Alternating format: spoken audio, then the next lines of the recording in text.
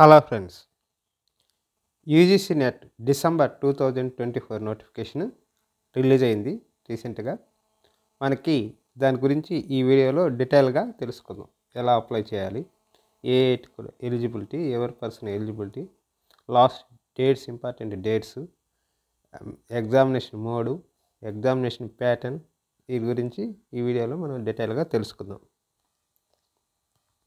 మనకి దీంట్లో ఫస్ట్ బ్రీఫ్గా దీని గురించి గ్లాన్స్ చూద్దాము. ఇది నోటిఫికేషన్ 19 నవంబర్ 2024 వచ్చింది. దీనికి లాస్ట్ డేట్ వచ్చేసి 10th December 2024. UGC net apply చేయడానికి లాస్ట్ డేట్ వచ్చి 10th డిసెంబర్ 2024 అన్నమాట. మనకి ఎగ్జామినేషన్ ఫీ పే చేయడానికి 11th డిసెంబర్ 2024 అన్నమాట. అయితే examination fee general category unreserved పర్సన్స్కి వచ్చేసి 1150, ఈడబ్ల్యూఎస్ ఓబీసీకి వచ్చి 600, ఇంకా ఎస్సీ ఎస్టీ పీడబ్ల్యూడి థర్డ్ జెండర్కి వచ్చి 325 రూపీస్. ఇది డెబిట్ కానీ క్రెడిట్ కానీ యూపీఐ దేని ద్వారా అయినా పే చేయొచ్చు అన్నమాట.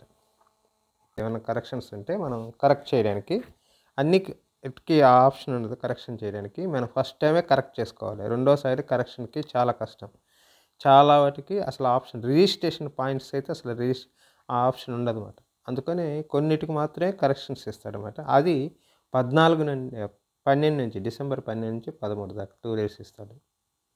కానీ మీరు ఫస్ట్ టైమే అన్ని పక్కన నోట్ చేసుకొని వన్ బై వన్ మీరు చేయండి. తర్వాత ఎడిట్ కోసం వెళ్ళాలంటే ఇబ్బంది పడతారు. అందుకని ఫస్ట్ టైం అంతా ఫిల్ చేయండి.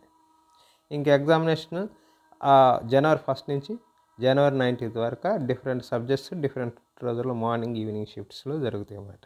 ఇది ఎగ్జామినేషన్ మాట. Examination total 3 hours. First paper second paper కంబైన్డ్గా ఉంటుంది, మధ్యలో బ్రేక్ ఉండదు. ఇది బ్రీఫ్గా దాని గురించి. మనకి దీనికి టెస్ట్కి మనం ఫస్ట్ ఏంటంటే UGC net national testing agency వాళ్ళు కండక్ట్ చేస్తున్నారు. అయితే దీంట్లో మనకి 3 categories ఉన్నాయన్నమాట. ఫస్ట్ది మనకి జేఆర్ఎఫ్ అని, తర్వాత వచ్చేసి అసిస్టెంట్ ప్రొఫెసర్ ఎలిజిబిలిటీ అని, థర్డ్ది వచ్చేసి పిహెచ్డి అడ్మిషన్ అని 3 రకాలు ఉంటాయి అన్నమాట. జేఆర్ఎఫ్కి అప్లై చేసేవాళ్ళు జేఆర్ఎఫ్ అసిస్టెంట్ ప్రొఫెసర్ రెండింటికి ఎలిజిబిలిటీ అన్నమాట. దాన్ని క్వాలిఫై అయిన వాళ్ళు, అది first category junior research fellow. రెండోది అపాయింట్మెంట్ ఆఫ్ అసిస్టెంట్ ప్రొఫెసర్, దానికి ఎలిజిబిలిటీ అన్నమాట. మనం అపాయింట్మెంట్ ఆఫ్ అసిస్టెంట్ ప్రొఫెసర్కి ఎలిజిబిలిటీ ఉండేది. దాన్ని క్వాలిఫై అయిన వాళ్ళు జేఆర్ఎఫ్కి ఉండదు. పిహెచ్డి రీసెర్చ్ చేసుకోవచ్చు, లేకపోతే అసిస్టెంట్ ప్రొఫెసర్కి ఎలిజిబిలిటీ ఉంటుంది, అది క్వాలిఫై అయితే. ఇది సెకండ్ కేటగిరీ.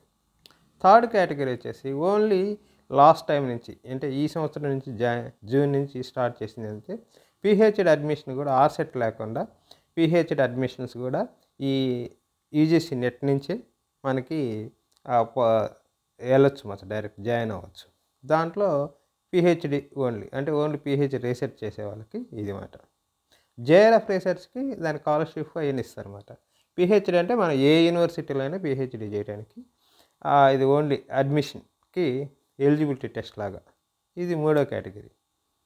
మన ఓన్లీ పిహెచ్డి ఎలిజిబిలిటీ అయిన వాళ్ళు అసిస్టెంట్ ప్రొఫెసర్కి ఎలిజిబిలిటీ ఉండదు, జేఆర్ఎఫ్కి ఉండదు. అసిస్టెంట్ ప్రొఫెసర్ ఎలిజిబిలిటీ ఉన్న వాళ్ళు జేఆర్ఎఫ్కి ఉండదు. జేఆర్ఎఫ్ అయిన వాళ్ళు అన్నిటికీ ఎలిజిబిలిటీ ఉంటుంది అన్నమాట. అది ఇక్కడ మెయిన్. అయితే మనకి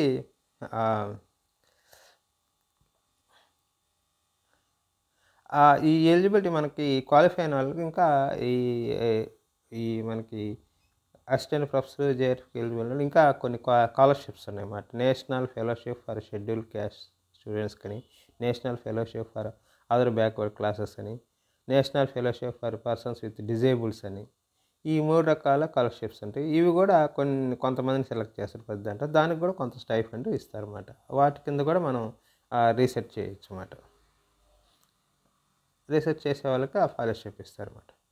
అలాగే ఎగ్జామినేషన్ మనకి డిసెంబర్ అన్నమాట. డిసెంబర్ అని మామూలుగా జనవరి 1 నుంచి 19 వరకు జరుగుతుంది ఈ ఎగ్జామినేషన్. ఎగ్జామినేషన్కి సంబంధించిన ఏ సబ్జెక్ట్స్ అంటే టోటల్గా 85 సబ్జెక్ట్స్ మీద కండక్ట్ చేస్తున్నారు ఇప్పుడు.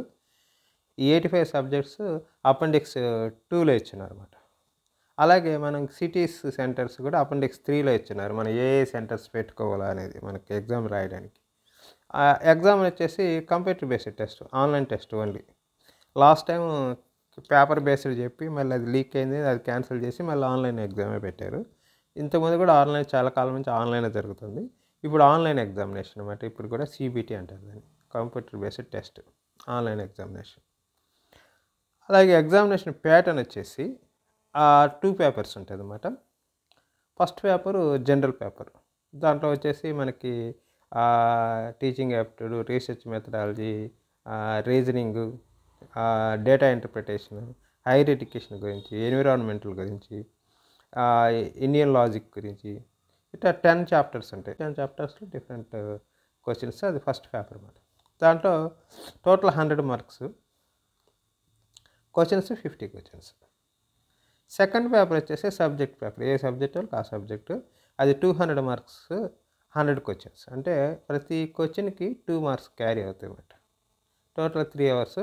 మధ్యలో ఫస్ట్ పేపర్ సెకండ్ పేపర్కి ఇంతకుముందు బ్రేక్ ఉండేది, కానీ ఇప్పుడు బ్రేక్ లేదు అన్నమాట, కంటిన్యూషన్ అన్నమాట.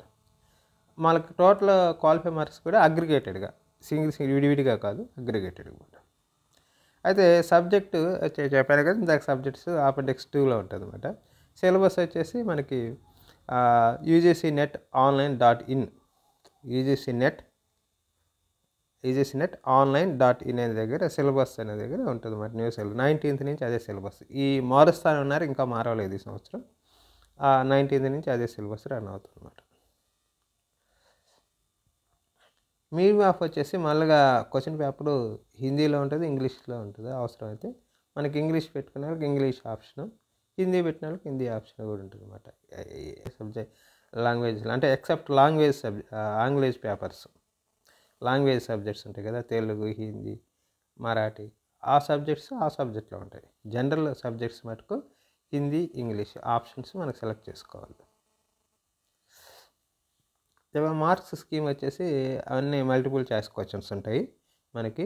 ఒక్కొక్క క్వశ్చన్కి 2 మార్క్స్, ఈచ్ రెస్పాన్స్కి 2 మార్క్స్, నో నెగిటివ్ మార్క్స్. దీంట్లో యూజీసీ నెట్లో నెగిటివ్ మార్క్స్ అనేది లేదు. మనం ఒకళ్ళు తప్పు పెట్టినా కూడా దానికి మార్క్ రాదే, కానీ నెగిటివ్ మార్క్ అనేది లేదన్నమాట. ఇక్కడ మార్క్ టు రివ్యూ అని, అక్కడ మార్క్ ఫర్ రివ్యూ ఉంటుంది. ఆన్లైన్లో క్లిక్ చేసేటప్పుడు అప్పుడు మార్క్ టు రివ్యూ అని చెప్పినప్పుడు మనం అట్లా పెండింగ్ పెట్టిని కూడా మార్క్ తీసుకోవాలన్నమాట. అందుకని మార్క్ మనకు జనరల్గా కరెక్ట్ చేసి దాన్ని సేవ్ చేయడం మాత్రం చేయాలన్నమాట. దాంట్లో ఆన్లైన్లో మనకు టెస్ట్ కూడా ఉంది, ఆన్లైన్లో మాక్ టెస్ట్ ఉంది, యూజీసీ నెట్ సైట్లోనే ఉంది. దాన్ని కూడా మనం టెస్ట్ చేసుకోవచ్చు. ముందు ఫస్ట్ టైం సిబిటి రాసే వాళ్ళకి, ఆన్లైన్ ఎగ్జామ్ ఇప్పటి వరకు తెలియని వాళ్ళకి. అలాగే మనకి ఎలిజిబిలిటీ ఏంటి? ఎలిజిబిలిటీ ఏంటంటే మాస్టర్ డిగ్రీలో జనరల్ కేటగిరీ వాళ్ళు, ఈడబ్ల్యూఎస్ 55% మార్క్స్ ఉండాలి ఈ మాస్టర్ డిగ్రీలో. డిఫరెంట్ రిజర్వేషన్ కేటగిరీకి 50% సరిపోతుంది అన్నమాట. మాస్టర్ డిగ్రీ ఉండాలి. అలాగే మాస్టర్ డిగ్రీ నేను చదువుతున్నాను, నేను ఎలిజిబిలిటీ అంటే మీరు కూడా ఎలిజిబిలిటీ. ఇప్పుడు ఫైనల్ ఇయర్లో ఉన్నాను, ఫైనల్ ఇయర్ ఎగ్జామ్ రాస్తున్నట్టు మీరు కూడా ఎలిజిబిలిటీ. అంటే ఆల్రెడీ ఇప్పుడు మాస్టర్ డిగ్రీ చేసేవాళ్ళు, ఎగ్జామ్ రాసేవాళ్ళు, ఎగ్జామ్ రాసి రిజల్ట్ కోసం వెయిటింగ్ చేసేవాళ్ళు కూడా ఆ ఎగ్జామ్ రాయొచ్చు యూజీసీ నెట్. అయితే 2 years లోపల అది కంప్లీట్ చేసి నువ్వు ఆ సర్టిఫికేట్ సబ్మిట్ చేసినప్పుడే నీకు కార్డ్స్ ఇస్తారన్నమాట. ఈ విధంగా ఉంటుంది. అందుకని రాసేవాళ్ళు కూడా ఎలిజిబిలిటీ అన్నమాట. అయితే PhD only admission, PhD admission ఉంది కదా ఓన్లీ, దానికి మాత్రం master degree equivalent 1 year of the date of examination. అంటే దానికి ఎలిజిబిలిటీ 1 year దాకే ఉంటుంది. దీనిలాగా 2 years ఉండదు. దానికి ఇప్పుడు అసిస్టెంట్ ప్రొఫెసర్ ఒకసారి క్వాలిఫై అయితే మనం అది ఎప్పటికి ఉంటుంది అన్నమాట. అది దాని వాల్యూ అట్టు కాదు. ఈ జేఆర్ఎఫ్ ఒకసారి క్వాలిఫై అయిన తర్వాత 3 years లోపల రీసెర్చ్ చేయాలి, ఆ తర్వాత పనికి. కానీ అసిస్టెంట్ ప్రొఫెసర్ ఒకసారి క్వాలిఫై అయితే ఇప్పటికైనా మనకి ఎలిజిబిలిటీ ఉంటుంది. పిహెచ్డి మటుకు ఓన్లీ పిహెచ్డి క్వాలిఫై అయిన వాళ్ళు ఓన్లీ 1 year లోపలే వాడు రీసెర్చ్ చేయాలి, లేకపోతే అది ఇంక మనకి తర్వాత మళ్ళీ రాసుకోవాల్సింది అన్నమాట. అలాగే ఎలిజిబిలిటీ కూడా వాళ్ళు ఇప్పుడు మాస్టర్ డిగ్రీలో ఉన్న వాళ్ళు రాశారనుకో పిహెచ్డికి, వాళ్ళు 1 ఇయర్ లోపల పాస్ అయిన వాళ్ళకే ఇది ఛాన్స్ పిహెచ్డి చేయడానికి. ఆ తర్వాత క్వాలిఫై అయ్యి నేను అప్పుడు సబ్మిట్ చేస్తాను అప్పుడు సర్టిఫికేట్ అంటే ఇవ్వరన్నమాట. అది మాట దానికి సంబంధించి.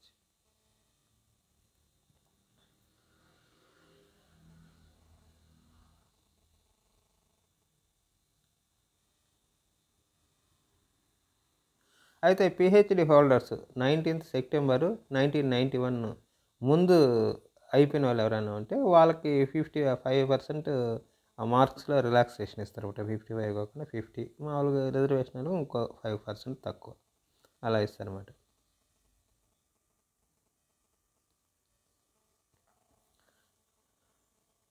అలాగే ఇప్పుడు కొత్తగా వచ్చిందంటే 4 years బ్యాచిలర్ డిగ్రీ, ఇది ఒకటి ఉన్నది కొత్తగా. వాళ్ళకి 75% అగ్రిగేటెడ్ మార్క్స్ ఉండాలి, ఈక్వలెంట్ లేకపోతే అది ఉండాలి. వాటికి ఇంకా రిజర్వేషన్ వాళ్ళకి 5% జనరల్గా ఉంటుంది. ఎవరైతే ఈ 4 years డిగ్రీ చేస్తున్నారో వాళ్ళు eligibility award for junior research fellowships admission to PhD. candidates qualify based on the 4 years undergraduate degree is not eligible for appropriate assistant professor. అయితే వీళ్ళు అసిస్టెంట్ ప్రొఫెసర్కి మటుకు ఎలిజిబిలిటీ ఉంటుంది. జేఆర్ఎఫ్కి ఉంటుంది, అంటే రీసెర్చ్ చేయడానికి మాత్రం ఎలిజిబిలిటీ ఉంటుంది. ఓన్లీ పిహెచ్డీకి ఉంటుంది, జేఆర్ఎఫ్కి ఉంటుంది. కానీ వాళ్ళు అసిస్టెంట్ ప్రొఫెసర్కి మటుకు 4 years బ్యాచిలర్ డిగ్రీ ఉన్న వాళ్ళు ఎలిజిబిలిటీ లేదు. ఇప్పుడు అదే 4 years డిగ్రీ పర్సూయింగ్ చేసే వాళ్ళకి కూడా అడ్మిషన్ ఇస్తారు. అంటే పిహెచ్డీకి అయితే 1 year only PhD, assistant professor అయితే 2 years లోపల కంప్లీట్ చేయాలి. కానీ అసిస్టెంట్ ప్రొఫెసర్ జేఆర్ఎఫ్కి అయితే 2 years కంప్లీట్ చేయాలి. అసిస్టెంట్ ప్రొఫెసర్ మటుకు ఎలిజిబిలిటీ ఉండదు. ఈ 4 years డిగ్రీ వాళ్ళకి అది జనరల్గా ఎక్కడ ఉండదు, ఎక్కడ రేరు పర్సన్స్లో. సబ్జెక్ట్స్ కూడా అపెండిక్స్ 3లో ఉంటుంది, దాని ప్రకారం సెలెక్ట్ చేసుకోవాలి.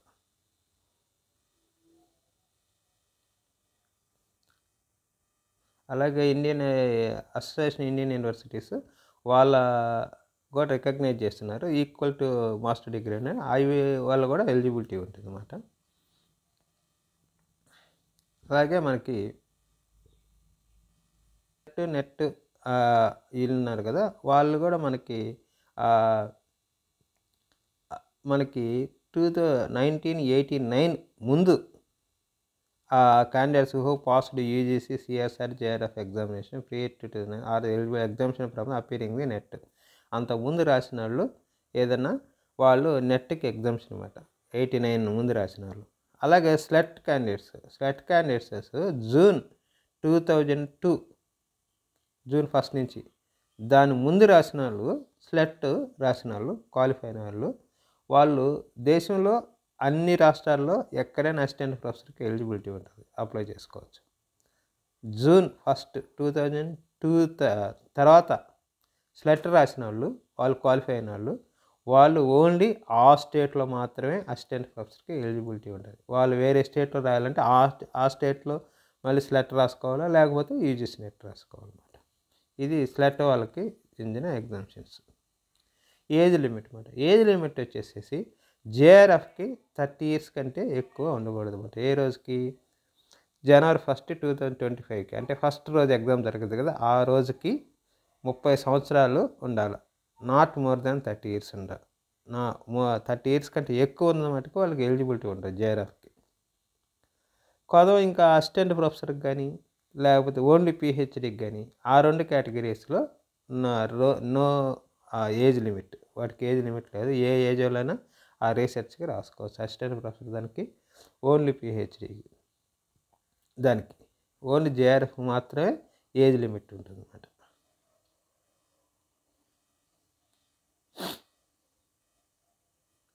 రిజర్వేషన్ కేటగిరీ తెలుసు కదా, 15% వచ్చేసి ఎస్సీ, 7.5 ఎస్టీ, మామూలుగానే 27 ఓబీసీ, అంటే 10% ఈడబ్ల్యూఎస్, 5% మొత్తం టోటల్ 5% ఫిజికల్ డిజేబుల్ పర్సన్స్కి రిజర్వేషన్ కేటగిరీస్.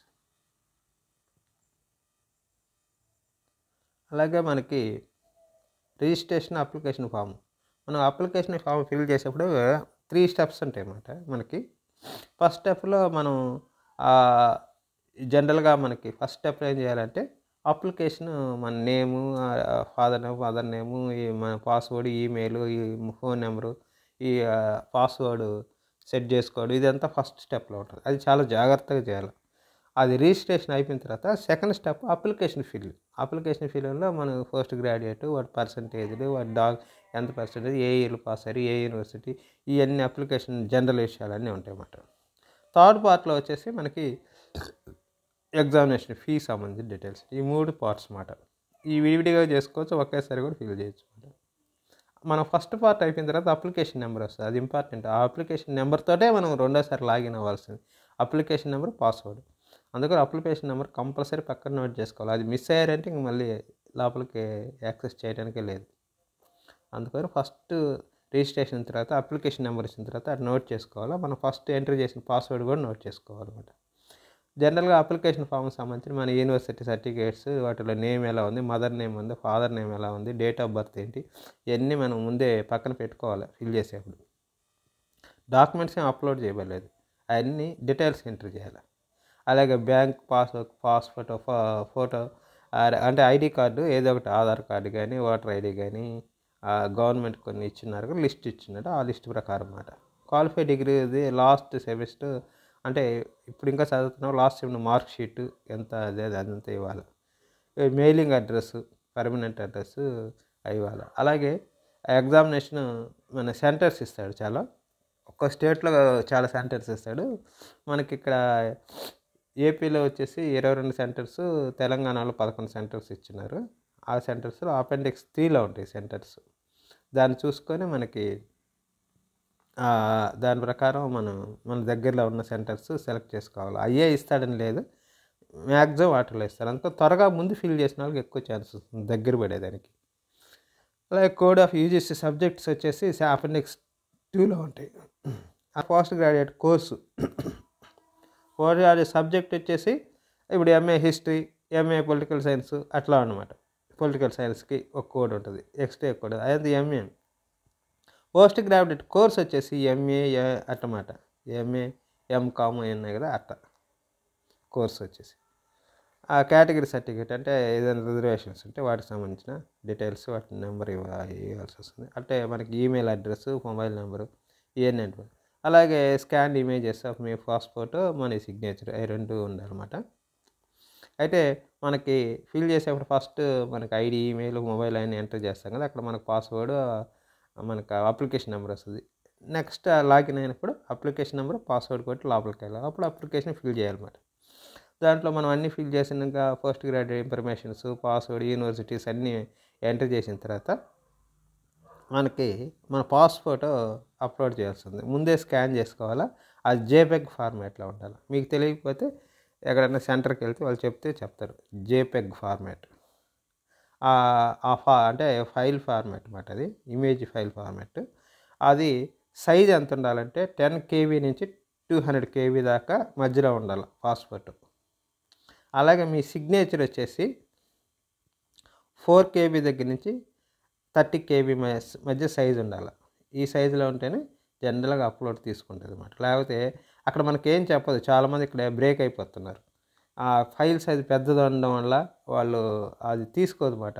అక్కడ క్లిక్ చేస్తుంటే మళ్ళీ గమ్ముగా అయిపోతుంటుంది. నీకు పెద్ద సైజు అయిందని కొన్నిసార్లు చెప్పదు అది. అందుకని అక్కడ ఎందుకు ఆగిపోయిందో తెలియదు.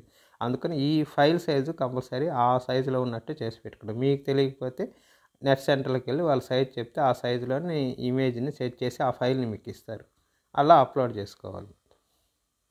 అలాగే third person debit card, credit card దగ్గర యూపీఐ విధానమైన మనకి పే చేయొచ్చు అన్నమాట. ఈ 3 స్టెప్లు అన్నమాట. ఇంకా మనకు అప్లికేషన్స్కి వచ్చేసి మనకి డీటెయిల్స్ అంతా మనం చూసుకోవాలి. అలాగే రిజిస్ట్రేషన్ పేజీలో మనకు చెప్పారు కదా, క్యాండిడేట్ నేము, mother name, father name, secondary school, examination, equivalent board ఏంది, డేట్ ఆఫ్ బర్త్, ఇవన్నీ మనం దగ్గర పెట్టుకోవాలన్నమాట. మొబైల్ నెంబరు, ఈమెయిల్ అడ్రస్, ఇవన్నీ డీటెయిల్స్ అంతా చూసుకోవాలన్నమాట. ఈ రిజర్వేషన్ వాళ్ళందరూ సర్టిఫికేట్స్ కూడా ముందే తెచ్చుకోవాలన్నమాట. దాని ప్రకారం వాళ్ళు అడుగుతాడు, ఆ నెంబర్స్ అవన్నీ ఎంటర్ చేయాల్సి వస్తుంది. ఇమేజెస్ చెప్పాను కదా, ఇమేజెస్ ఆ సైజులో ఉండాలన్నమాట. మనకి దీనిలో క్రిమిలేయర్స్, నాన్ క్రిమిలేయర్ అంటే మనకి ఓబీసీకి, బీసీకి ఓబీసీ సర్టిఫికేట్ ఉండాలన్నమాట. దానికి ఓన్లీ స్టేట్ పనికిరాదు, ఓబీసీ సర్టిఫికేట్ ఉంటేనే ఎలిజిబిలిటీ అన్నమాట. మనకు ఐడి ప్రూఫ్లు కూడా ఆధార్ కానీ లేకపోతే డ్రైవింగ్ లైసెన్స్, మెయిన్ ఆధార్ తీసుకోండి. మనకి దాని ప్రకారం జనరల్గా ఎంట్రీ చేసుకోవాలి. అలాగే మనకి అడ్మిట్ కార్డు వచ్చేప్పుడు మనకి అప్లికేషన్ ఫిల్ చేసిన తర్వాత మనకి అప్లికేషన్ కన్ఫర్మేషన్ పేజ్ వస్తుంది. ఆ పేజీ డౌన్లోడ్ చేసి కంపల్సరీ పెట్టుకోవాలన్నమాట. కన్ఫర్మేషన్ అది పెట్టుకొని రేపు అప్లికేషన్ ఒక దాని మీద అప్లికేషన్ నెంబర్ అంతా ఉంటుంది, మనం ఎంటర్ చేసిన డీటెయిల్స్ అంతా ఉంటుంది అన్నమాట. ఆ అప్లికేషన్ కన్ఫర్మేషన్ పేజీ నెక్స్ట్ రేపు మనకి డౌన్లోడ్ చేసి అడ్మిట్ కార్డ్స్ అంటే హాల్ టికెట్స్ అవి డౌన్లోడ్ చేసుకోవాలి. అలా ఒక పాస్పోర్ట్ తీసుకెళ్ళాలి సెంటర్కి. ఇప్పుడు ఏదైతే అప్లోడ్ చేసావో అదే పాస్పోర్ట్ రేపు నువ్వు ఎగ్జామినేషన్ సెంటర్కి తీసుకెళ్ళాలి. అక్కడ అతికించి నువ్వు సైన్ చేయాల్సి వస్తుంది అన్నమాట ఎగ్జామ్లో. అవి కూడా తీసుకెళ్ళాలి, అక్కడికి వెళ్ళాలి. అలాగే ఎగ్జామినేషన్కి 2 hours ముందు పోవాలి. అవన్నీ నీకు డౌన్లోడ్ చేసిన హాల్ టికెట్లు అంటే అడ్మిట్ కార్డులో కూడా ఇస్తాడు, ఎప్పుడు ముందు వెళ్ళాలని. 2 hours ముందు వెళ్ళాలి. మార్నింగ్ ఎగ్జామ్ షిఫ్ట్లో కూడా నీకు టైం ఇస్తాడు, ఆ షిఫ్ట్లోనే వెళ్ళాలన్నమాట. మనకి ఆ షిఫ్ట్ మధ్యన వెళ్ళాలి. 2 hours ముందు ఎగ్జామినేషన్ సెంటర్కి వెళ్ళాలి. 1/2 hour తర్వాత అసలు రానియరు అనమాట. ఇంకా 1/2 hour ఎగ్జామ్ ఉన్నాక ఇంకా అడ్మిట్ చేయరు లోపలికి.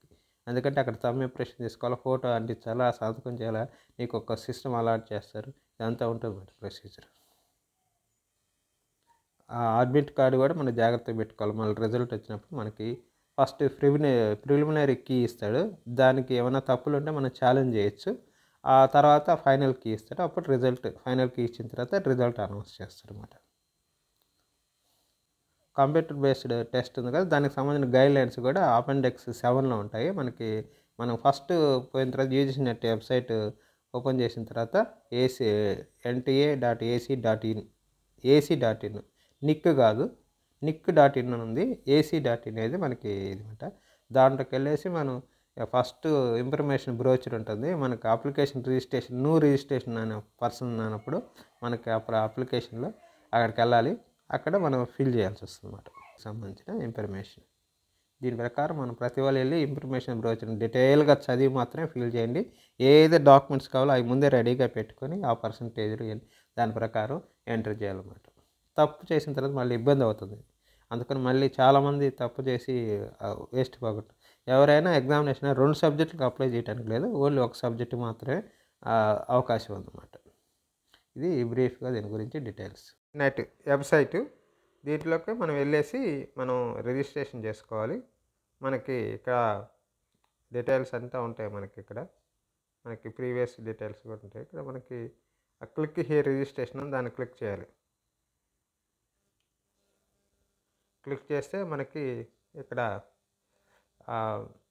ఇక్కడ అప్లికేషన్ నెంబరు ఎంటర్ చేసి, ఆల్రెడీ రిజిస్ట్రేషన్ చేసిన ఒక అప్లికేషన్ నెంబరు, పాస్వర్డ్ ఎంటర్ చేయాలి. మనకి క్యాప్చా ఎంటర్ చేస్తే మనం వెళ్తాం. అదే కొత్తగా రిజిస్ట్రేషన్ చేసే వాళ్ళకి కొత్త application number, apply for online application, fill out application 3 steps ఉంటాయి అన్నమాట. న్యూ క్యాండిడేట్స్ రిజిస్ట్రేషన్ అన్నప్పుడు మనం న్యూ క్యాండిడేట్ రిజిస్ట్రేషన్ క్లిక్ చేయాలి ఫస్ట్ టైం ఎంటర్ చేసేవాళ్ళు. ఇక్కడ డౌన్లోడ్ ఇన్ఫర్మేషన్ బ్రోచర్ ఉంది, అది డౌన్లోడ్ చేసుకొని దాంట్లో డీటెయిల్స్ అన్నీ చదువుకొని అన్ని డాక్యుమెంట్స్ అన్ని రెడీ చేసుకొని అప్పుడు మాత్రం అప్లికేషన్ ఫిల్ చేయాలి.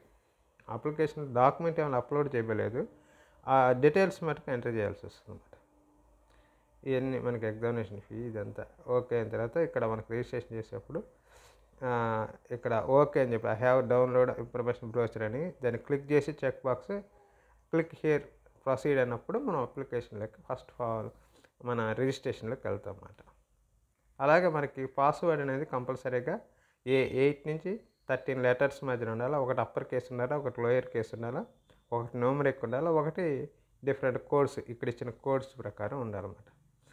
అవన్నీ ఉంటేనే నీకు పాస్వర్డ్ యాక్సెప్ట్ చేస్తుంది అన్నమాట. ఇవన్నీ ఉండేట్టుగా మనం పాస్వర్డ్ సెట్ చేసి పెట్టుకోవాలి, అది కంపల్సరీ పక్కన నోట్ చేసి పెట్టుకోవాలి. ఇది అప్లికేషన్కి సంబంధించిన UGC net December 2024 information. Thank you.